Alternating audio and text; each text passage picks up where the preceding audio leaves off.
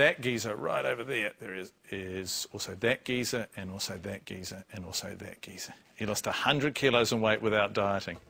Jon Gabriel was 186 kilos, whoop, when he came close to losing his life in the September 11th terror attacks in New York. The lucky escape inspired him to come up with a whole new approach to weight loss, by golly, that doesn't involve dieting, and now he's sharing it with the world in a new book. Feeling sceptical? Me too. Helen Vaughan went to meet him and find out more.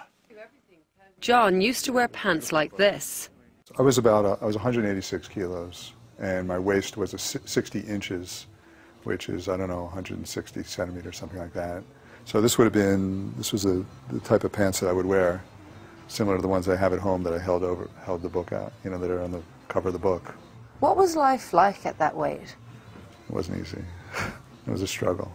This coat would have fit him back then. There's always a prejudice, you know, when you meet somebody. They think, oh, you know, you should just lose weight, you should just eat less. And if I have one message to the world, it's not about willpower or discipline. It's simply about learning how to work with your body. He says he tried everything to lose weight. I worked face-to-face with the late Dr. Atkins for a month. In the end, he just yelled at me for being so fat. I was at the Pritikin Institute in Santa Monica, California. I had an acupuncture put seeds in my ear. Did you know there's a place right here where it's an acupressure point, right? So he taped seeds to my ear, and every time you're hungry, you're supposed to press it, so you won't be hungry. So I'd be walking around New York smelling pizza and sitting there going like this. He was 186 kilos until an incredible twist of fate. On September 11, 2001, he could have been on Flight 93 from Newark to San Francisco. It crashed into a field in Pennsylvania, killing everyone on board. But by chance, he wasn't on that flight, and it changed Jon's life forever.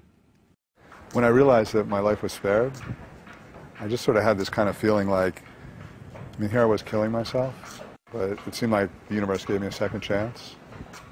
What would you have left behind if you'd died that day, do you think?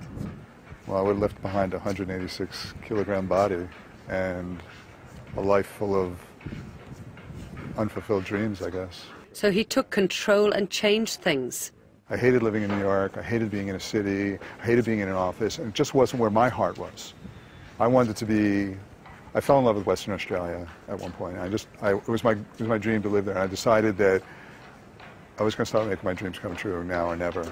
I was going to start living the life of my dreams now. And I booked 2 one-way tickets to Perth for me and my wife. And the reason why dieting doesn't work, I'll just say, is that it activates this famine response in our brain, which is a survival program that we inherited from our ancestors to protect us against famines. It's like artificially creating a famine, and that's going to make your body say, hold on, we need to have extra weight because there's famines out there. He says stress can trigger the same reaction and therefore make you put on weight. So by learning how to deal with mental and emotional stress, you can actually get your body to want to be thinner. So the difference with your method is using your mind, not just your body. It's like basically understanding why you are the way you are, and then... It's getting your mind and body to work together. And as you can see, the results for Jon have been remarkable. Gabriel says once you've addressed your emotional and mental problems, then you're ready to look at what you eat. And that doesn't mean go on a diet. According to Jon, it's about adding the right foods that your body needs and that make you less hungry. Add certain foods that have the nutrients your body's starving for. Don't turn it into a diet, but add certain foods. Because as long as your body's starving on a nutritional level, it's going to stay hungry.